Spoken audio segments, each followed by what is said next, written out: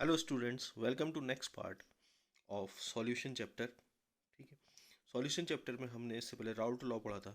अब राउट लॉ के बाद हम आइडल सॉल्यूशन और नॉन आइडल सॉल्यूशन के बारे में पढ़ेंगे। ठीक है, आदर्श विलयन और अनादर्श विलयन के बारे में पढ़ेंगे। तो आइए स्टार्ट करते हैं। ठीक है, टॉपिक को स्टार्ट करने से पहले चैनल को सब्सक्राइब, लाइक और शेयर जरूर करें।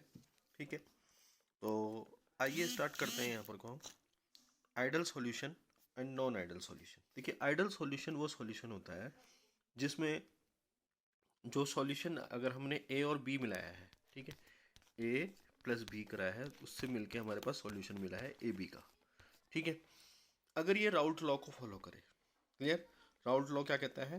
पी ए, ठीक है, is equal to P naught A X A, P B बराबर P naught B X B. तो अगर ये राउट लॉ को फॉलो करे तो ये आइडल सॉल्यूशन कहलाएगा। Clear. On the other hand, अगर हमने जो सॉल्यूशन बनाया है वो राउट लॉ को फॉलो नहीं करे, उसके लिए P A is not equal to P naught A X से होगा और P B is not equal to P naught B X B होगा, तो ऐसे सॉल्यूशन को नॉन आइडल सॉल्यूशन कहा जाएगा। इन द शॉर्ट अगर हम कहें कि आइडल सॉल्यूशन वो सॉल्यूशन होते हैं जो राउल्स लॉ को फॉलो करेगा, नॉन आइडल वो सॉल्यूशन होगा जो राउल्स लॉ को फॉलो नहीं करेगा। क्लियर हो गया? क्यों होता है ऐसा? इसमें इसमें ऐसा इसलिए होता है कि आइडल सॉल्यूशन में ए बी बनने में, ठीक है, ये जो ए बी बना है इनके बीच में जो इंट्रैक्शन होंगे वही इंट्रैक्शन ए और बी बी के बीच में, क्योंकि एक सिंगल ए तो नहीं होगा ना, ढेर सारे होंगे। तो वो जो ए है उनके बीच में जो इंट्रैक्शन था और बी के बीच में जो इंट्रैक्शन था वही इंट्रैक्शन ए बी में भी होगा। ठीक है, तो ऐसी स्थिति में क्या होगा? ऐसी स्थिति में जो डेल्टा वी मिक्सिंग है हमारे पास यहाँ पर दिख रहा है हमें कि डेल्टा वी मिक्सिंग, ठीक है, ये आपको दिखा है यहाँ पर डेल्टा वी मिक्सिंग, मतलब मिक्स करने पे, इनको मिक्स करने पे वॉल्यूम में चेंज जीरो होगा। डेल्टा वी मिक्सिंग क्या है? मिक्स करने में वॉल्यूम, ठीक है, इज इक्वल टू जीरो। और डेल्टा एच एंथैल्पी चेंज, ठीक है, ऐसे विलियनों को या ऐसे सॉल्यूशन को मिक्स करने पे जो आइडल सॉल्यूशन है, डेल्टा एच मिक्सिंग भी जीरो होगा। ऐसा इसलिए होता है क्योंकि सिग्निफिकेंटली या साथ साथ जो है जब मिक्स करते हैं तो इंटरमोलिकुलर फोर्स चेंज नहीं होते हैं। Clear interactions. On the other hand, अगर हम नॉन आइडल की बात करें तो डेल्टा वी मिक्सिंग क्या होगा?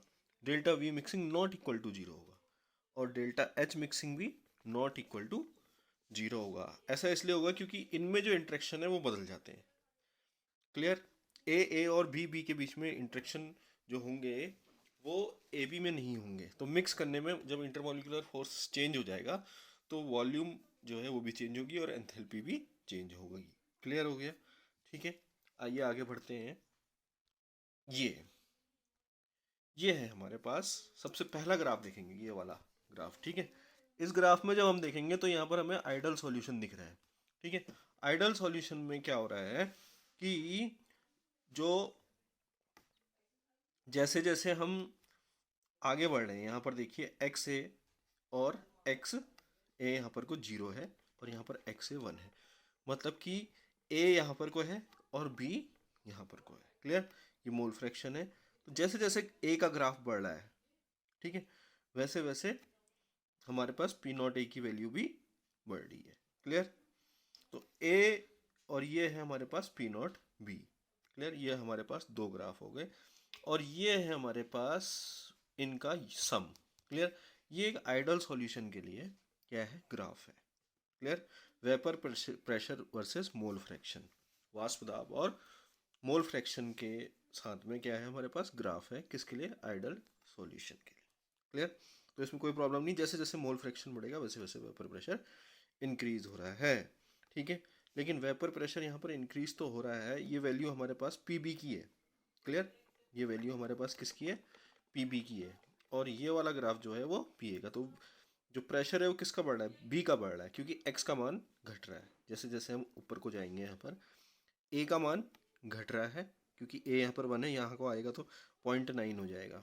ठीक है, थोड़ा और आगे बढ़ेगा तो 0.8 हो जाएगा, फिर इधर आएंगे तो 0.5 हो जाएगा, ऐसे करके आगे को जाते रहेगा। तो एक्स ए का मान घट रहा है, इसका मतलब पी बी की वैल्यू बढ़ेगी, इसलिए ये पी बी के लिए ये ग्राफ जो है ऊपर को जा रहा है। ये आ गया पी बी का ग्राफ। और इधर को जो ग्राफ आ रहा है ये आया मेरा कौन सा? पी ए के लिए। क्लियर? ये है राउल्ट लॉ। के अकॉर्डिंग आइडल सॉल्यूशन के लिए, और ये इन दोनों का सम हो गया। क्लियर।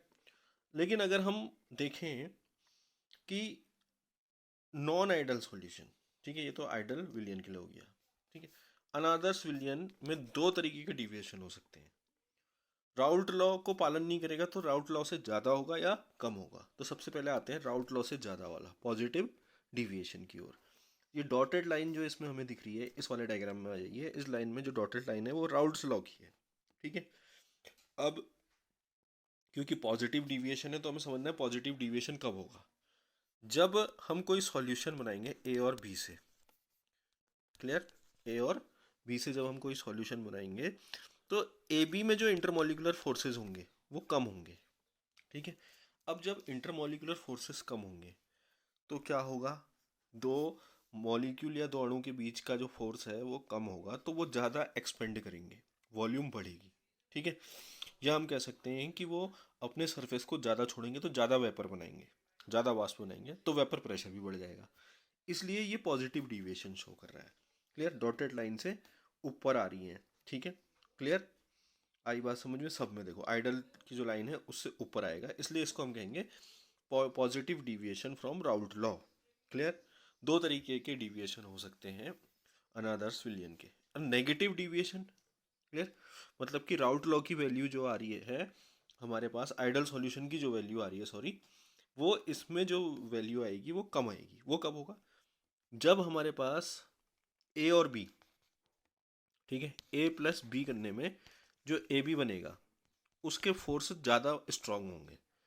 जब ए बी के फोर्स जो हैं स्ट्रांग होंगे, ए बी मॉलिक्यूल्स जो हमारे पास हैं वो स्ट्रांग होंगे, तो उस टाइम पे क्या होगा, उस टाइम पे ये जो वेपर बना रहे हैं वो कम बनाएंगे क्योंकि वो अपनी परत को कम छोड़ेंगे, ठीक है, अपने सरफेस से कम जाएंगे। तो जब वेपर कम बनेंगे तो वेपर प्रेशर भी कम होगा, इसलिए ये जो आइडल की लाइन है, क्लियर, उससे नीचे आएगा। तो ये नेगेटिव डिविएशन हो गया फ्रॉम आइडल बिहेवियर। क्लियर। आइए आगे बढ़ते हैं, इनके कुछ एग्जांपल्स को देखेंगे। ये देखिए हमारे पास क्या है, पॉजिटिव डिविएशन के एग्जांपल। एथेनॉल और साइक्लोहेक्सिन जब मिलेगा, ठीक है, एथेनॉल और साइक्लोहेक्सिन जब मिलेगा, एथेनॉल C2H5OH, इसमें हाइड्रोजन बंद होता है, हमें पता है, दो मॉलिक्यूल के बीच में, ठीक है। तो ये हाइड्रोजन बॉन्ड हमारे पास यहाँ पर को है। इसमें जब मैं साइक्लोहेक्सिन मिलाऊंगा, क्लियर, तो साइक्लोहेक्सिन क्या करेगा, इनके जो बीच में जो बंद था या बॉन्ड था उसको कमजोर कर देगा, क्लियर, उस हाइड्रोजन बॉन्ड को वीक कर देगा। अब वीक करेगा तो क्या होगा, अणु जो है ज़्यादा फ्री हो जाएंगे, ठीक है। अणु ज़्यादा फ्री होंगे तो अपने सरफेस को ज़्यादा छोड़ेंगे, क्लियर, जो मॉलिक्यूल्स हैं वो ज़्यादा फ्री होंगे तो अपने सरफेस को आसानी से छोड़ सकते हैं। तो जब वो अपने सरफेस को छोड़ेंगे तो ज़्यादा वेपर बनेंगे और ज़्यादा वेपर प्रेशर होगा। तो आइडल बिहेवियर की जो लाइन थी उससे ऊपर आएगा, क्लियर, वेपर प्रेशर, इसलिए पॉजिटिव डिविएशन। वैसे ही एसीटोन कार्बन डाइसल्फाइड, एसीटोन और बेंजीन का सॉल्यूशन बनाएंगे तो भी, और टेट्रा कार्बन टेट्राक्लोराइड और क्लोरोफॉर्म को मिलाने पे भी हमें जो विलियन मिलेगा वो नॉन आइडल होगा और वो राउल्ट लॉ से पॉजिटिव डिविएशन शो करेगा। आइए देखते हैं कौन नेगेटिव डिविएशन शो करता है, ठीक है। बेंजीन और क्लोरोफॉर्म, ठीक है, aniline acetone, water HCl, water और HNO3, ठीक है। देखो क्या होगा, वाटर है और इस वाले एग्जांपल को ले लेते हैं, वाटर और HNO3 में क्या होगा, या बेंजीन क्लोरोफॉर्म या किसी में भी जब ये आपस में मिलेंगे, ठीक है, तो जो फोर्स है, जो इंटरमोलिकुलर फोर्स है, बी से बेंजीन, सी से क्लोरोफॉर्म आ जाता है हमारे पास, तो जब ये मिलेंगे, ठीक है, तो क्या होगा, जो इंटरमोलिकुलर फोर्सेज है वो स्ट्रांग हो जाएंगे, और तो वेपर अब जो पहले आसानी से बन रहे थे वो और कम बनेंगे वेपर, तो वेपर प्रेशर भी कम होगा। इसलिए अगर राउल्ट्स लॉ की लाइन ये है तो ये क्या शो करेंगे, नेगेटिव डिविएशन शो करेंगे। क्लियर। तो देखिए आज हमने क्या क्या पढ़ा, हमने जो है राउल्ट्स लॉ पहले पढ़ लिया था, आज हमने आइडल सॉल्यूशन पढ़ा, ठीक है, आइडल सॉल्यूशन पढ़ा, और क्या पढ़ा उसके साथ, नॉन आइडियल सॉल्यूशन पढ़ा। क्लियर।